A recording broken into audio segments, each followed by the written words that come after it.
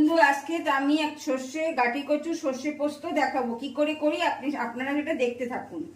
হ্যাঁ, গাঠি কচুগুলো আমি লেবু দিয়ে নুন হলুদ লেবু দিয়ে সেদ্ধ করতে দিলাম।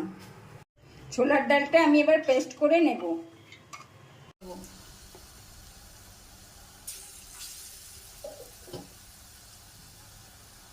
ডালের বড়াগুলো আমার ভাজা হয়ে গেছে, দেখুন এরকম লাল লাল করে ভাজতে হবে। ডালের বড়াগুলো একটু কড়া করে ডালের বড়াগুলো ভাজতে হবে।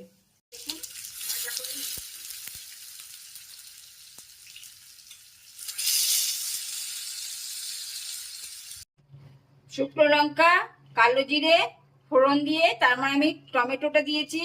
টমেটোটা দিয়ে গাঠি কচু দিয়ে একটু আদা দিয়ে আদা বাটা দিয়ে আমি এখানে নারকোলের পেস্ট দিয়ে এটাকে আমি বড়িগুলো দিয়ে ফুটতে দিয়েছি। কিছুক্ষণ ফুটে নিক, তারপর আমি সর্ষেটা মেশাবো। সর্ষে পেস্টটা আমি